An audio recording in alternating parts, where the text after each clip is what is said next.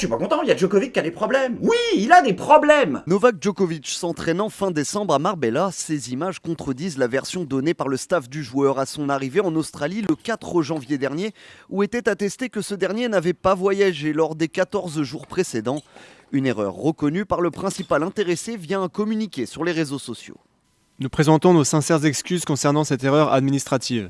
C'était une erreur humaine, non délibérée. Le Serbe y reconnaît également avoir donné une interview alors qu'il se savait positif.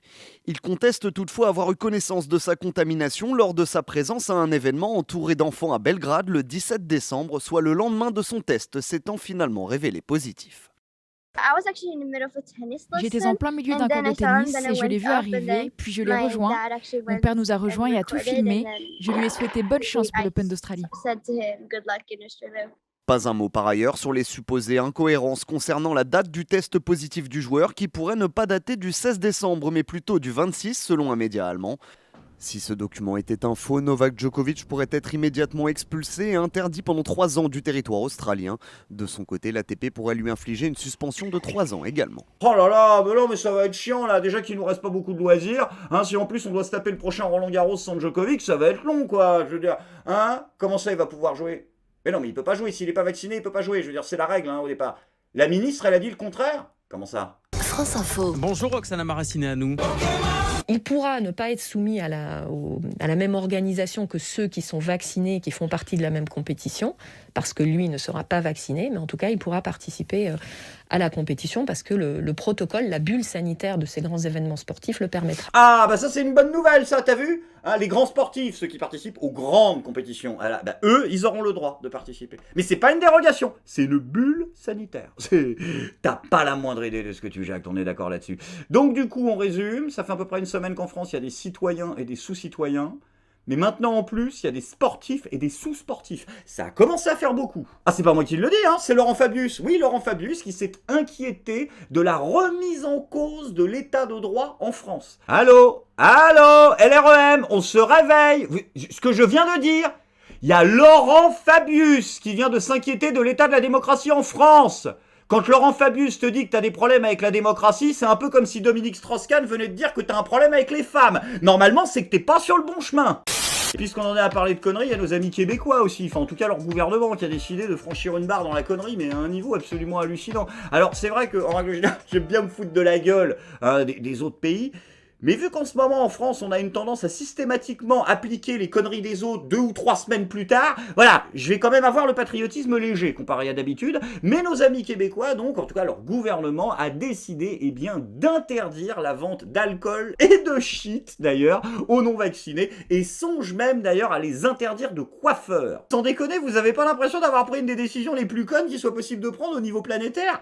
Mais vous pensez qu'il va se passer quoi en fait? C'est-à-dire, vous pensez qu'il va y avoir des millions de Québécois qui vont être là et qui vont se dire « Tabernacle! Oh, je vais être obligé de demander à mon pote d'aller me chercher mes bières et mon pilon, puis je pourrais plus faire mon undercut. Je pourrais plus faire... Ah non, je vais me faire vacciner. Hein. Je voulais pas, mais là, c'est trop dur. » Bah non, bande de cons, les gens ont mis 30 secondes à comprendre que c'était pas compliqué. Il suffisait juste d'envoyer des potes faire tes courses une fois pour 3 mois et de te raser la tête, et puis on était bon. Par contre, c'est une bonne idée, le rasage de tête. Hein. Mais non, je sais bien. Comme ça, on pourra les voir dans la rue.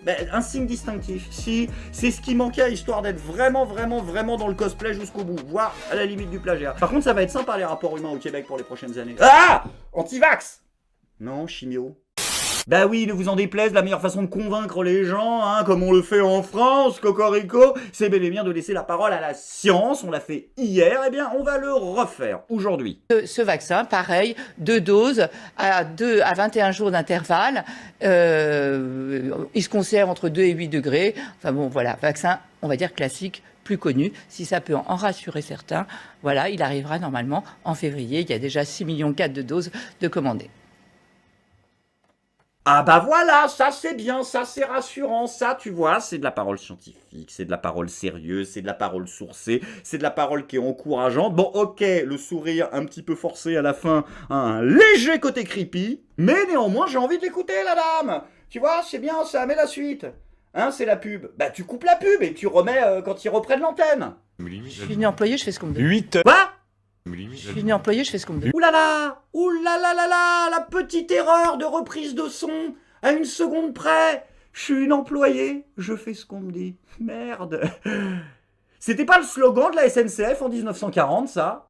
Après, soyez rassurés, il reste bien évidemment et heureusement des professionnels de santé compétents, voilà, des gens comme ceux du conseil scientifique, par exemple, hein, qui sont toujours là pour nous donner des conseils simples, des conseils pratiques, pour nous prémunir efficacement de cette épidémie, loin des décisions et déclarations technocratiques absurdes et irréalisables de nos dirigeants. Et c'est ainsi qu'on apprend par exemple que, eh bien, selon Arnaud Fontanet, diminuer ses contacts de 20%, tenez-vous bien, permet de diviser par 2 le risque d'hospitalisation. C'est génial, ça!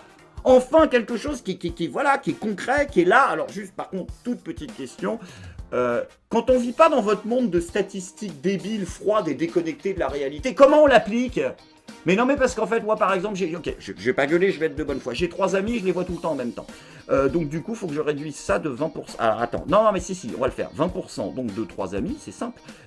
3 divisé par 5. Non, si on va... Attends, non, mais attends, ta gueule. Non, mais si, parce qu'en France, pour être protégé du coronavirus, il faut pas manger de chips et il faut savoir faire des calculs complexes. Donc, voilà. Donc, 20% de 3, eh bien, ça non, alors, divisé par 10, 0...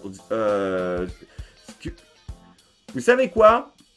Je vais me faire 2 nouveaux amis, dont un que je verrai jamais. Comme ça, je serai dans les clous. Et du coup, j'avais une autre question. Parce que, mais moi, je connais rien, ces trucs scientifiques. C'est pour ça que je fais confiance, moi. Donc, est-ce que, vu que si je baisse de 20% mes fréquentations, je diminue de 50% mes probabilités d'aller à l'hôpital, est-ce que si je baisse mes fréquentations de 40%, du coup, j'ai 100% de chance de pas aller à l'hosto? Est-ce que ça marche comme ça? À 100%, mes potes vont se faire enculer, je te le dis tout de suite. Et est-ce que si... je fais 60% de fréquentation en moins, 3 amis, bon, j'en vois plus qu'un. Ah bah non, il est toujours... Bon, avec un bout d'oreille en moins, enfin bon, c'est très compliqué. Est-ce que du coup, si je suis à 60%, les 20% de protection en plus, dont je me sers pas, parce que je suis à 100% déjà, je m'en bats les couilles d'être à 120, est-ce qu'ils bénéficient à quelqu'un ou pas? Ben oui, parce qu'on est là. Tiens, est-ce qu'il y a un système de carte cadeau? C'est ça que je voulais savoir, moi, au départ. En tout cas, une chose est sûre, par contre. Ah non, mais alors là, je vais être très sérieux, on va conclure là-dessus. Je voudrais qu'on applaudisse tous Valérie Pécresse. Ah bah si, parce qu'on peut lui reprocher plein de choses à Valou, plein de choses. Mais quand tu vois comment tout le monde l'a lâché, ah bah elle a bossé plus que beaucoup de gens à l'immunité collective. Sans transition les amis, c'est maintenant le moment de la bonne nouvelle du jour. On l'a dit hier, vous le savez donc, Valérie Pécresse est dans la tourmente en ce moment, lâchée par de plus en plus de ses soutiens, mais soyez rassurés. Il existe encore des gens qui ont une éthique en politique et qui ont décidé d'accompagner Valérie jusqu'au fond du gouffre. À l'image cette semaine de Sébastien Huyghe, député des Républicains, qui a proposé un amendement pour que les frais d'hospitalisation restent à la charge des patients non vaccinés. Et parfois, on peut s'apercevoir que l'incitation par le porte-monnaie est plus forte que toutes les autres. Et donc, cet amendement a pour objet d'explorer une possibilité qui n'a pas été envisagée, celle de mettre en place des franchises médicales particulières pour les soins liés au Covid-19 pour les personnes qui ont fait le choix de ne pas se vacciner. Bravo! Bravo, ça c'est du courage politique, ça c'est beau, hein? Ah non, je te motive et je te mets un coup de pied au cul. Bah pour que tu portes tes couilles jusqu'au bout, il faut l'étendre ton truc. À quoi? Bah au tabac, à l'alcool, aux drogues, à l'obésité, tout ce fric qu'on lâche en prévention tous les ans pour ces connards qui sont pas capables d'arrêter de fumer du shit ou de monter sur un tapis roulant. Qu'est-ce que tu me dis? L'obésité c'est pas toujours un choix? Eh bah c'est pareil pour le vaccin, fils de pute. 40% des gens qui sont pas vaccinés, c'est tout simplement parce qu'ils y ont pas accès, du con. Après attention, hein, en bon libéral, je ne suis pas forcément opposé à l'idée. Par contre, je demande officiellement à ce que toutes les cotisations sociales me soient remboursées et virées sur mon compte bancaire. Ah bah oui, du con, je paye aussi pour ta santé. En tant que non-citoyen français, je demande à être radié de toutes les caisses de cotisation, bien sûr, ainsi que des registres de l'administration fiscale. Et d'ailleurs, par là même, et par conséquence logique, d'être exonéré d'impôts, de TVA, et même de taxes sur l'essence. Putain, je viens de doubler mon salaire! Oh, ça fait bizarre comme ça. Chérie, tu te souviens ce qu'on disait? Que tous les mois, là, on avait un trou dans le budget, là, on était dans le rouge, on savait pas pourquoi, là, qu'est-ce qui nous coûtait aussi cher? C'est la citoyenneté française. Non mais dégage ça, on n'en a pas besoin. Bah non, du con, je le pense pas ce que je dis. La sécurité sociale est une des choses les plus merveilleuses que nous ayons inventées dans ce pays. Alors je le comprends ton argument, c'est de dire il y a des gens qui mettent en danger la vie d'autrui par leur comportement et donc par conséquent, ils ne devraient pas être remboursés. Allons jusqu'au bout de la démarche, ils ne devraient pas être soignés. Pourquoi est-ce que les riches auraient un passe-droit? Très bien. Mais alors, du coup, j'ai une question pour toi. Les fils de pute de ton espèce qui ont fait fermer des lits d'hôpitaux, il faut les soigner quand ils vont en réa? Je te laisse une semaine pour réfléchir. Je suis pas content.